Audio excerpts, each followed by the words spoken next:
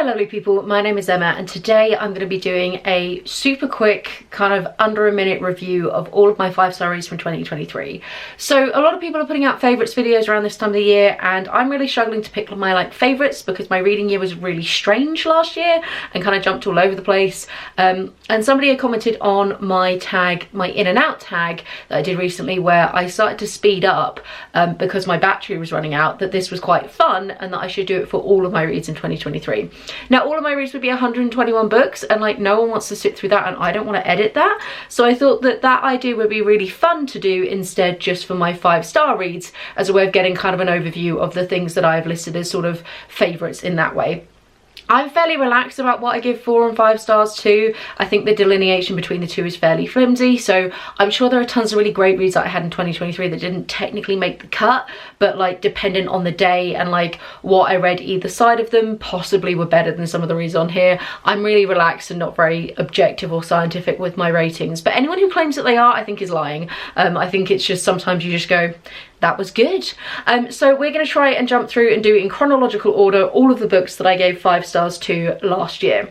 So the first one is Breakaway by Grace Kelly. This is a sports romance, technically second in a series focused on hockey and ice skating, and is about a girl who is trying to get her groove back after a terrible breakup and has a really fun friends with benefits that obviously gets more serious. Super hot, super sexy, super cute. 10 out of 10, loved it. Then we have Stepford Wives by Levin. Really creepy, fun, sort of horror, slightly sci-fi thing from around the 50s.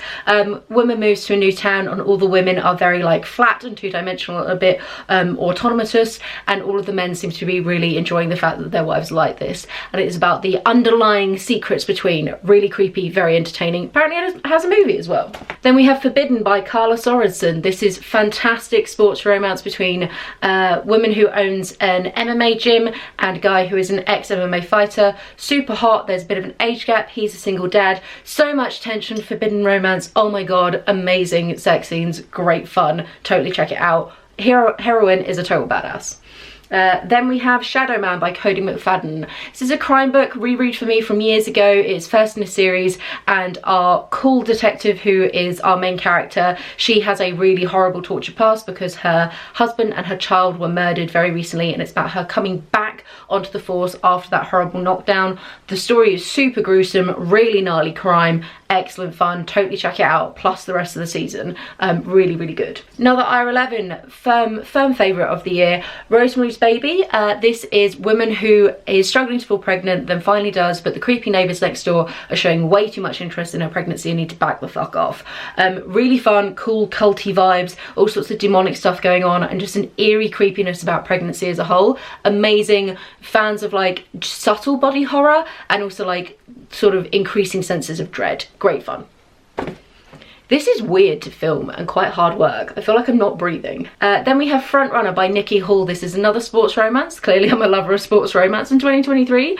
This is football romance, I think soccer technically, and girl joins the team. She's the first woman to join this team, so she has to defend her place, and she has a run-in with the guy who's in charge of the team, sort of their top dog, and it's about her trying to prove herself and not get embroiled in any kind of scandals, but they have this instant chemistry and they really shouldn't, but they're totally going to. And yeah, great fun. Nikki Hall, fantastic romance writer, should totally check it out. A reread, The Power by Naomi, Alderman. Absolutely fantastic. It's about women who develop a power a bit like an electric eel to be able to zap people, and you get that sudden shift in physical power between men and women. You follow 4 characters and about how over a 10-year period about how this would sort of play out societally, and sort of it's a 10-year thought experiment as such. Really fun, amazing characters, entertaining, sort of breaking the fourth wall thing across it as well, riffing with ideas of Margaret Atwood's The Handmaid's Tale. Has a TV show about it now, didn't like the TV show, did love the reread, totally check it out.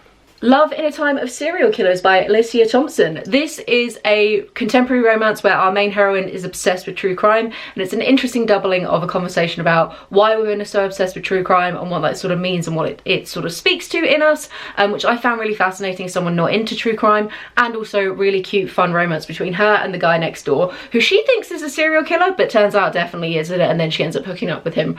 Really fun, lovely exploration of emotions, feelings, generational trauma, plus just some sexy fun time, what we want in a contemporary romance. Then we have Would I Lie to the Duke by Eva Leigh. This is a wonderful historical romance about a woman who has to trick her way into high society to try and get funding to save her family's business, and she bumps into the glorious Rake and then has to win him over. I love Eva Leigh. Her characters are just amazing. Really strong female characters, really fun, very like sensitive sort of male characters, and yeah, all in all, just really great fun. A little bit less of the smut, a little bit more low-key, sort of a slow burn, not quite closed doors, but definitely not as graphic as some of the others, but yeah, really, really lovely. Totally check it out. Then we have Humble Pie by Matt Parker even. This is non-fiction, cool look at mathematics, how they work in our world, and how it's really difficult for our brain to intuit naturally what maths is, and all the various different ways that we fail with maths and the repercussions that has in our life, because of the fact that it's really difficult for our brains to wrap around it. Really cool stuff about like computer programming and binary and what that means for like dates in the future, and like structural engineering and the way that like steps form resonance, which can make bridges move, and just, oh my god, so many cool things. You don't need to have a strong background in mathematics. Really interesting, really accessible, so much fun. Then we have Red, White and Royal Blue by Casey McQuiston. I'm like the last person to get to this one, but this is a gay romance between the president's son and the Prince of England, and it's hot, it's fun, it's so cute, it has quite entertaining conversations about nationalism, and yeah, generally all around here for it, good vibes. The movie's also amazing. Then we have The Triumph of the Seeds by Thor Hanson. This is a really cool nature pop sciencey book with a little bit of paleontology there. Looks at the evolution of seeds and how that has changed sort of how plants work, and also our impacts and their impacts on us from a like human evolutionary perspective. Really interesting, and a great one for people who aren't sure exactly where in sort of science potentially they're interested, and if they want to go more old school paleontology or more modern day, this is one of these lovely like micro histories that covers a whole range of different time periods and ways that we interact with them from like the social side. Just generally really good, and a lovely book for me to get back into my paleontology reading. Fantastic. Then we have The Alice Network by Kate Quinn. This is a fantastic Second World War historical fiction looking at a spy network in France, and then is following a dual timeline for like 15 years afterwards, of a woman who's trying to find her missing sister and enlists the help of someone who is clearly one of these ex-spies embroiled in the original plot. Really great, loving the two timelines running together. A whole host of fantastic women characters just kicking ass left, right and centre. Really cool, lovely twists at the end, and like lovely building up, and loads of historical detail based in sort of real events that happened. Kate Quinn just knocks it out of the park with her historical fiction every single time. Then we have A Strong Female Character by Fern Brady. This is an autobiography of Fern Brady about her recent diagnosis of autism and what it means to be a female autistic, and also her interactions with the comedy scene.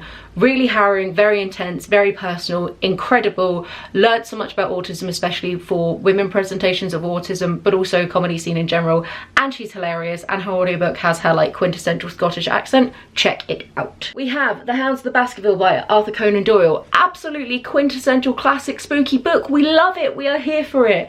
Creepy hound that's killing people. Where does Sherlock Holmes go? Watson gets an opportunity to really have his moment in the sun. So many twists and turns. We love Arthur Conan Doyle. It's a classic for a reason. Moving on, we have T-Rex and the Crater of Doom by Walter Alvarez. An iconic must read if you like dinosaurs in any way, shape or form. This is the way that they discovered that the asteroid was the thing that killed the dinosaurs. It has to be on your reading if you're into paleontology in any way, shape or form. Iconic, amazing, such cool science, working with geologists and things like that, and like really showing how we sort of build up our information and how major discoveries are based on foundations of tiny little steps forward. Just so good, quite short as well. So yeah, like I say, if you're into dinos, you have to read that one. It should go on your list. It's an older book because of the fact that it was discovered quite a while ago, but that doesn't negate the fact that it is such a like landmark foundational text for paleontology. Back onto our romance, but this time paranormal. We have A Witch's Guide to Fake Dating a Demon by Sarah Hawley. This is so cute. She accidentally summons a demon, and then they have this like fake relationship where she's using him as a fake boyfriend whilst he's like, can I please have your soul already? I really need it. I'm in trouble with my boss. super cute, super fun, interactions with the demon about what it means to be a human, really fun discussions about like innate talent. The magic system's really cool. There's all sorts of family drama. It's just cute all around, loving the sexy scenes, everything is great, totally check it out. Continuing on our spooky trend, we have The Haunting of Hill House by Shirley Jackson, an iconic haunted house horror book from I think the 70s. Can't remember what it was written. Moving on, we don't have time.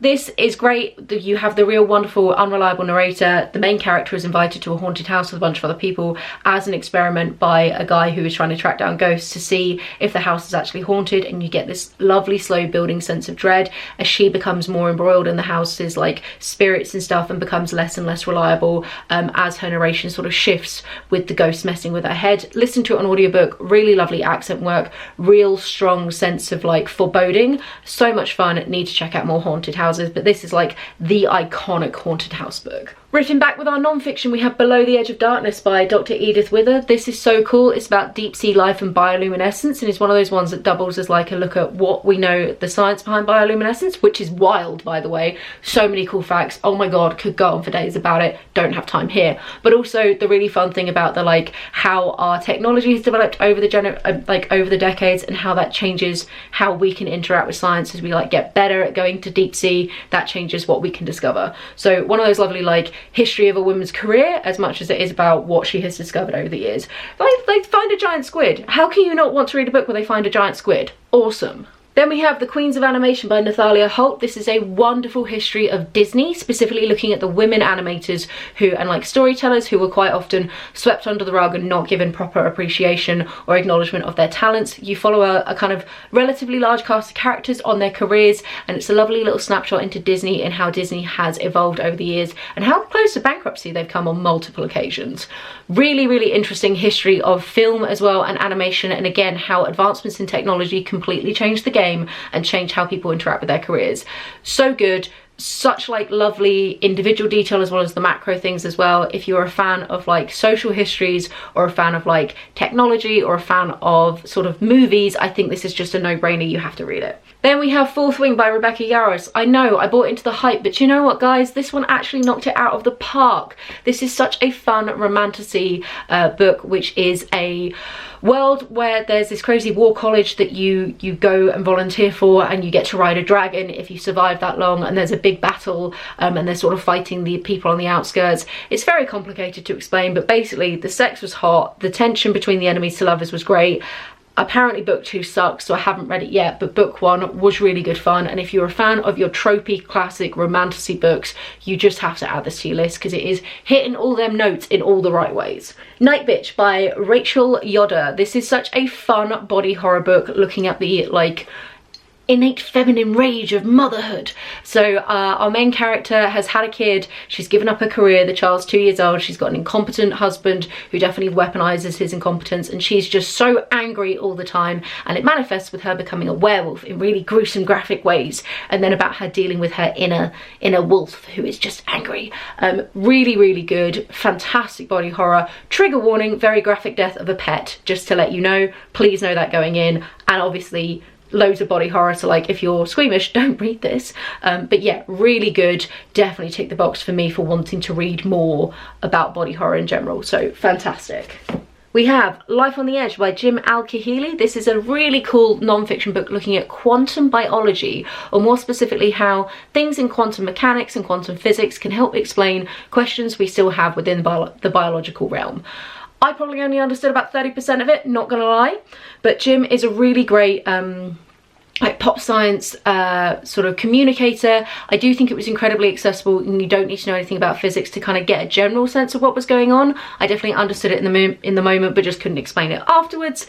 And it's definitely sparked an interest for me in physics in general, so got a whole TBR now of stuff I want to read for it, and just loads of cool, really fun facts. You get to learn about like how birds can like sense magnetic fields and how photosynthesis actually works, and yeah, it's just awesome. So if you're a fan of biology but you want to like branch out a little bit, this is a starting place for you. Then we have Longitude by Davos Abel. This is a really cool history of science book looking at how we discovered longitude, because it's incredibly difficult but very important for navigation. It's a look at like time primarily, and timepieces and clock making. Was not expecting that going in. Really interesting if you are a fan of history of science or navigation as a whole. Quite short, so very accessible non-fiction, and really lovely to sort of be able to tell stories of a lot of the people in it were like had their inventions stolen or were not given proper credit, so it's a lovely way of like giving these people back a voice in their story again. So great fun all around. Then we have The Necromancer's Light by Tavia Lark. This is such a cute gay romantasy book, which is a world where a necromancer and a paladin fall in love. It's adorable. The necromancer has to stay near people to be able to stay alive, because he needs to like live off of their energy basically, in a non-like leechy kind of way, and so there's like an enemies to lovers. The storyline's really cool, the world building's really cool, ticks all the boxes, quite cute novella. Then we have non-fiction. It is All the Living and the Dead by Hayley Campbell. This is a look at people who work in the death industry or with dead bodies. Each chapter is focused on a different industry and a different person. It's kind of almost like a collection of essays, and she goes and interviews all these people, so you get to meet like funeral director, executioner, bereavement midwife, gravedigger, and it's a look at how we interact with death as a society and what it means to be around dead bodies and what these careers are kind of like. I have a whole review for this one that I'll link down below. If you want a bit more detail, check that out. Last two, team, we have World War Z by Max Brooks. This is a reread. It's one of my all-time favourite zombie books ever, one of my all-time favourite books ever. It's amazing, an audiobook, and it's a look at if there was genuinely a zombie outbreak that took over the world, how would we respond as nations, and sort of a collection of epistolary style interviews and stuff of people who are involved in it.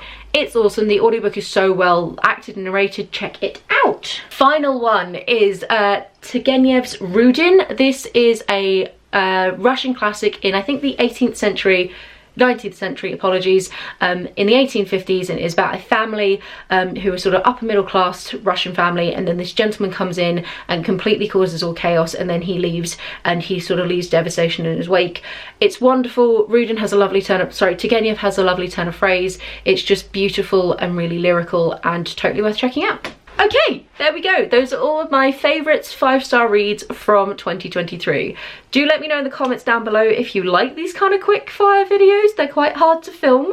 Don't think I'm going to do one like this again, but let me know what you thought. Did you agree with any of these books? Have you read any of them before? And what was your favourite read of 2023? Let me know everything. Have a wonderful reading week, and I'll chat to you soon. Bye.